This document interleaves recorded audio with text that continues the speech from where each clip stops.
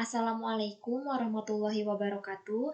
Perkenalkan, nama saya Irma Nur Salimah dari Stikes Muhammadiyah Ciamis, program studi D3 Analis Kesehatan. Terima kasih kepada seluruh audiens yang telah mengikuti acara promosi kesehatan ini yang bertemakan gangguan pada menstruasi.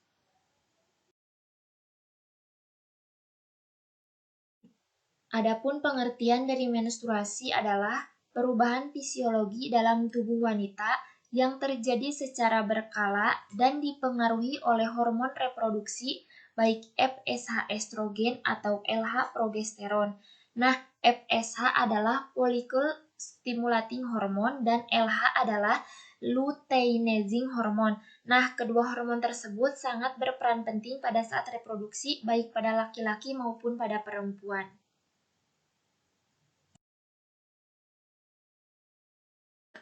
Gangguan menstruasi. Gangguan menstruasi di sini dibagi menjadi beberapa. Yang pertama ada dismenor primer, ada dismenor sekunder, ada aminore dan hiperminore. Nah, untuk dismenor primer di sini adalah menyeri menstruasi yang dirasakan tanpa adanya kelainan pada alat reproduksi. Untuk gejalanya, yang pertama, nyeri pada perut bagian bawah dengan atau disertai nyeri pinggang. Yang kedua, nyeri disertai rasa mual. Yang ketiga, cepat marah. Yang keempat, diare. Yang kelima, tidak sampai mengganggu aktivitas. Nah, untuk dismenor primer di sini biasanya sering terjadi pada wanita yang akan mengalami haid atau pada haid pertama. Etiologi atau penyebab. Yang pertama yaitu peningkatan kadar prostaglandin. Nah, prostaglandin di sini yaitu penyebab peningkatan aktivitas serabut-serabut saraf terminal rangsangan nyeri. Lalu ada uterus retropleksi atau rahim terbalik. Nah, maksud rahim terbalik di sini yaitu rahim sedikit miring ke arah belakang panggul yang seharusnya posisi si rahim tersebut adalah condong ke perut atau tegak ke panggul. Lalu ada perkembangan tidak sempurna pada rahim, anemia, dan penyakit menahun. Nah, penyakit menahun di sini adalah penyakit yang sudah diderita sejak lama, lalu akan timbul atau kambuh kembali apabila kondisi tubuh sedang tidak baik.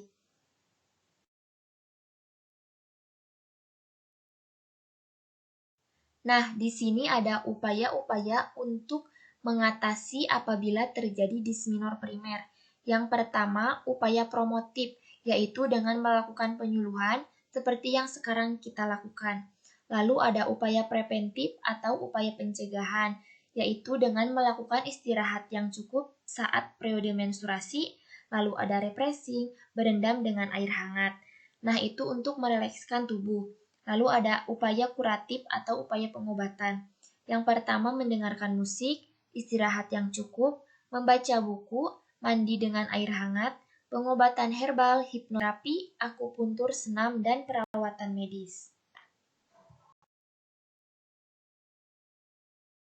Nah, untuk gangguan menstruasi yang kedua yaitu dismenor sekunder. Dismenor sekunder adalah terjadi jika terdapat penyakit atau kelainan pada alat reproduksi. Dengan gejala-gejalanya yaitu gangguan gastrointestinal, kesulitan berkemih, demam menggigil, malaise, sehingga menyebabkan aktivitas terganggu. Nah, di sini ada beberapa penyebab yang mengakibatkan dismenor sekunder. Yang pertama, peradangan pada panggul. Yang kedua, penggunaan IUD. Yang ketiga, penyakit, yaitu diantaranya endometrium dalam rahim, mioma uterus, polip uterus, pelekatan tuba falopi, kista ovarium, penyakit radang panggul kronis, tumor ovarium, dan lain-lain.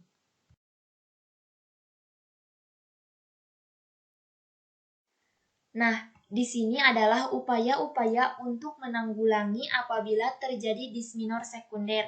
Yang pertama ada upaya promotif, yaitu dengan melakukan penyuluhan seperti apa yang sedang kita lakukan sekarang.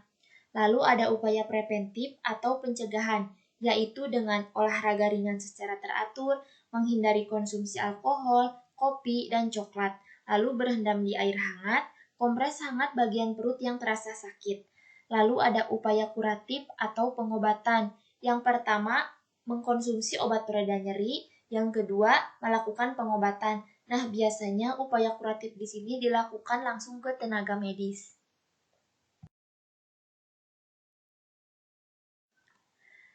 Nah, untuk gangguan menstruasi yang ketiga yaitu amenore. Amenore adalah kondisi ketika seorang wanita tidak mengalami haid. Amenore dibagi menjadi dua jenis, yaitu amenore primer dan amenore sekunder. Untuk amenore primer adalah jika seorang wanita tidak pernah mendapat haid pada usia 18 tahun atau lebih. Nah, wanita di sini adalah wanita yang tidak pernah mengalami haid sama sekali atau belum pernah mengalami haid. Lalu untuk amenore sekunder adalah jika seseorang tidak mengalami haid selama 6 bulan pada wanita yang sebelumnya mengalami siklus haid teratur atau 12 bulan pada wanita yang memiliki siklus haid tidak teratur. Untuk amenore sekunder di sini adalah seorang wanita yang tadinya menstruasi tetapi dalam jangka waktu 6 bulan mengalami menstruasi atau tidak mengalami menstruasi selama 12 bulan yang tadinya memang si wanita tersebut tidak mengalami menstruasi yang teratur. Nah, untuk gangguan menstruasi yang ketiga yaitu amenore.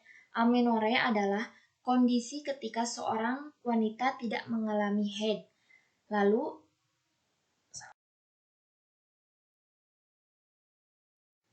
Nah, di sini ada etiologi atau penyebab terjadinya amenore. Yang pertama, organ reproduksi yang tidak berkembang sempurna, termasuk penyempitan atau penyumbatan bagian leher rahim. Yang kedua, perubahan hormon alami yaitu saat kehamilan, saat menyusui, dan menopause. Yang ketiga, disebabkan oleh obat-obatan yaitu kontrasepsi, antidepresan, dan obat tekanan darah. Lalu yang keempat, berat badan rendah. Yang kelima, stres. Yang keenam, olahraga yang berlebih.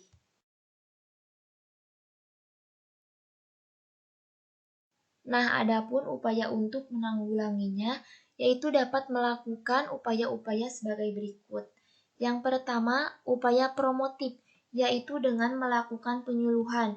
Yang kedua, upaya preventif atau pencegahan, dapat melakukan menghindari minuman beralkohol, mengkonsumsi suplemen makanan yang mengandung vitamin E, menjaga berat badan seimbang, olahraga dengan diimbangi oleh istirahat yang cukup, mengurangi stres, pemeriksaan secara berkala. Untuk upaya kuratif atau upaya pengobatannya yaitu penambahan berat badan, penurunan intensitas olahraga, terapi hormon, dan konsultasikan dengan dokter.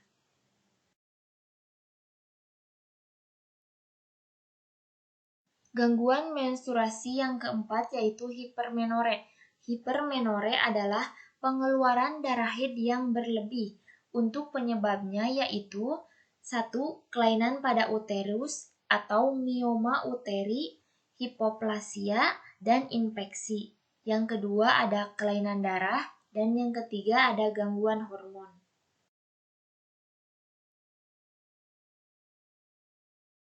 Nah, untuk upaya penanggulangannya yaitu upaya promotif dengan melakukan penyuluhan, upaya preventif atau pencegahannya yaitu dengan mengkonsumsi makanan dengan gizi yang adekuat, melakukan olahraga teratur, menjalani perilaku hidup sehat. Lalu ada upaya kuratif atau pengobatan, yaitu dengan melakukan pengobatan. Yang kedua ada dengan melakukan operasi. Biasanya yang kuratif di sini dilakukan oleh tenaga-tenaga yang sudah ahli. Alhamdulillah materi sudah tersampaikan semua, tetapi di sini saya akan sedikit mereview garis besarnya saja agar adik-adik di sini lebih paham dan lebih mengerti dengan materi yang sudah tadi saya sampaikan. Nah, untuk gangguan menstruasi di sini dibagi menjadi 4. Yang pertama ada desminor primer. Desminor primer adalah kondisi ketika seorang wanita mengalami nyeri pada saat haid, tetapi nyeri di sini bukan diakibatkan oleh penyakit sehingga tidak digolongkan bahaya dan tidak perlu penanganan medis. Lalu ada desminor sekunder. Desminor sekunder adalah nyeri yang disebabkan oleh penyakit. Jadi, apabila seorang wanita mengalami haid dan terasa nyeri, nah nyeri di sini disebabkan oleh penyakit sehingga harus mendapatkan penanganan dari petugas medis. Lalu yang ketiga ada amenore. Amenore di sini adalah ketika seorang wanita tidak mengalami haid. Tetapi amenore di sini dibagi menjadi dua jenis. Ada amenore primer dan amenore sekunder. Untuk amenore primer adalah kondisi ketika seorang wanita tidak pernah mengalami haid sama sekali. Nah, untuk amenore sekunder adalah kondisi di mana seorang wanita tadinya mengalami haid tetapi selang 6 bulan tidak mengalami haid atau selang 12 bulan tidak mengalami haid. Lalu yang terakhir ada hiperamenore. Hiperamenore adalah keluarnya darah haid secara berlebihan. Jadi tidak normal haidnya itu. Nah, untuk materinya sudah tersampaikan semua ya. Dan insya Allah adik-adik di sini sudah mengerti dan sudah paham dengan apa yang tadi saya jelaskan. Nah, apabila adik-adik yang masih atau ada yang ingin ditanyakan, boleh menghubungi langsung email saya. Nanti insya Allah akan saya jawab. Nah, pesannya untuk adik-adik di sini, tetap jaga kesehatan dengan cara olahraga yang rutin, istirahat yang teratur, dan makan makanan yang sehat. Terima kasih atas perhatiannya, semoga bermanfaat. Wassalamualaikum warahmatullahi wabarakatuh.